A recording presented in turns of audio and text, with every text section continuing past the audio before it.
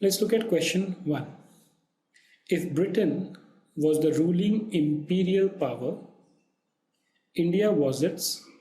So what happens is that when Britain was there, it was running various countries where it had a rule through one single chair which was based out of Britain. So what that means is that the power to control these countries partly or completely was in Britain, and Britain collectively, if you look at it, this entire thing was called the empire, the British Empire, and each of these individual countries where they had part or entire control, these were known as its colonies. So the correct answer for this option is that if Britain was the imperial power, India was its colony. It was not a neighbor. India was not a superpower. It was in fact under the rule, British rules, and it was not the British territory. Territory would typically mean that if within Great Britain there's an area over which they command control, that would be their territory. But India was a colony of Britain. Prior to the establishment of the British rule, which of the following was true for Indian economy? Now, many people may say that before Britishers came in, because they had laid down the railroad infrastructure, India had nothing, but that is not true. We've got a culture of our own, we've got our own heritage which runs into thousands of years. And there was a lot of trade which was done from India to the rest of the world. Some of you may be surprised that at some point in time, India actually had a large share of the global GDP, which was systematically ruined during the British rule. Now, considering this, let's look at the options. India had an independent economy and flourishing market. Yes, this is true.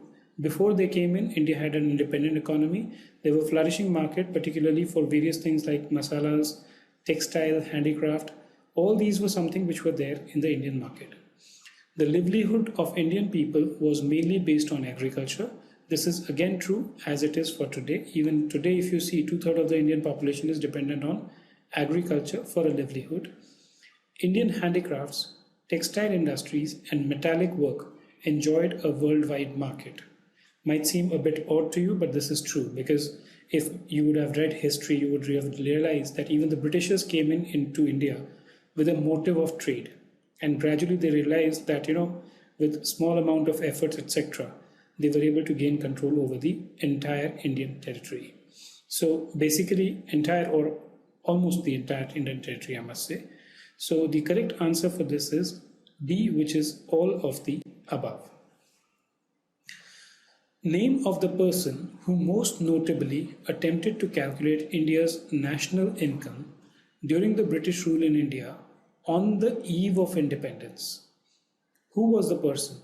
That person was none other than Dadabhai Naoroji, and therefore B is the correct answer. Mahatma Gandhi, they were not involved on the economic matters. A.O. Hume, on the eve of independence, you would not expect a Britisher to be doing certain things. Therefore, that is also again not the right answer. Between the two of them, Dadabhai Naoroji is the correct answer. The most predominant sector of the Indian economy prior to independence was, again, we discussed this a short while ago, it was actually agriculture. The main reason for stagnation in the agricultural sector during the British rule was technological deacceleration. This is not the right answer because even until today, the technology we use in the agriculture sector is not very, very advanced.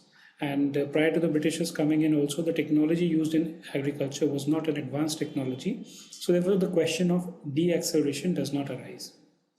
Problem of irrigation facility, again, that's not the right answer. There was a lot of water, etc., which was available.